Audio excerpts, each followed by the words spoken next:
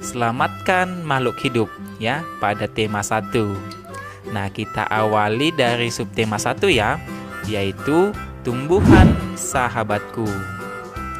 Nah, pada pembelajaran pertama ya, adik-adik, ketika kamu duduk di bangku sekolah, kamu itu pasti diberikan tugas oleh gurumu ya.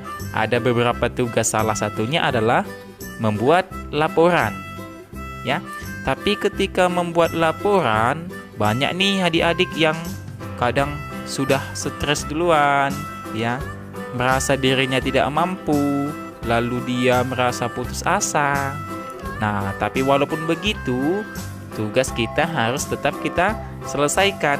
Nah, ketika kita sudah selesai menyelesaikan tugas kita, maka pikiran kita pun pastinya akan menjadi tenang, dan kita tentunya akan menjadi anak yang sukses, anak yang pandai ya.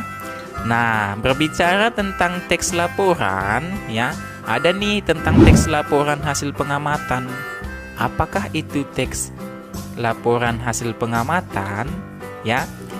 Nah, pengertian teks laporan hasil pengamatan adalah teks yang berisi informasi berdasarkan pengamatan yang sudah dilakukan.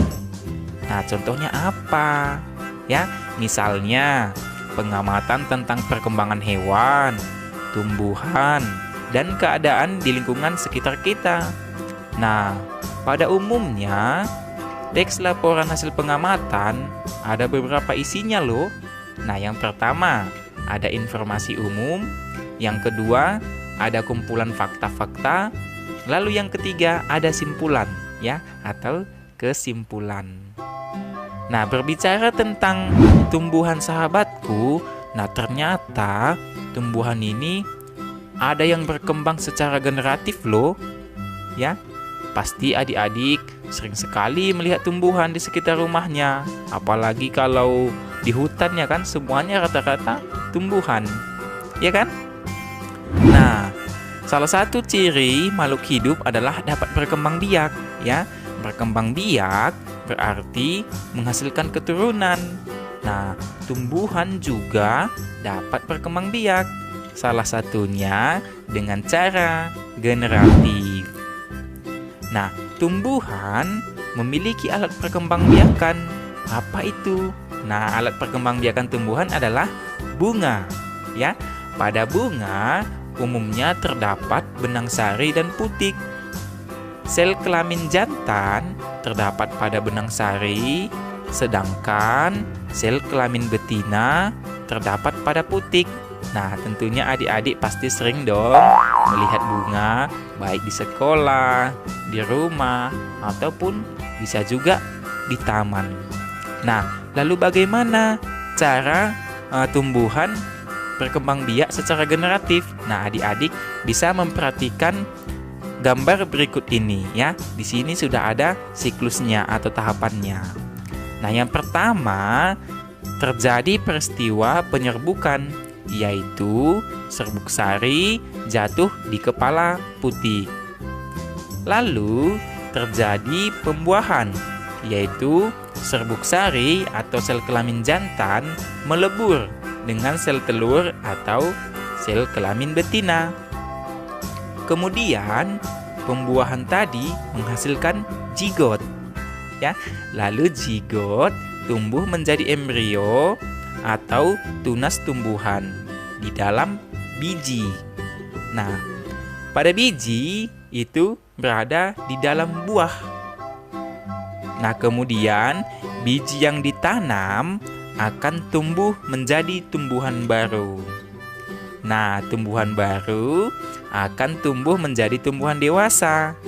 Tumbuhan dewasa berbunga dan menghasilkan biji kembali. Nah, proses ini akan terjadi secara terus-menerus atau berulang. Lalu, ada beberapa macam loh penyerbukan. Nah, di sini ada 4 macam. Yang pertama, penyerbukan sendiri. Yang kedua, penyerbukan tetangga. Yang ketiga, penyerbukan silang. Lalu yang keempat, penyerbukan Bastar.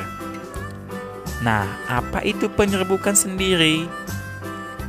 Penyerbukan sendiri adalah serbuk sari jatuh di kepala putik pada bunga yang sama.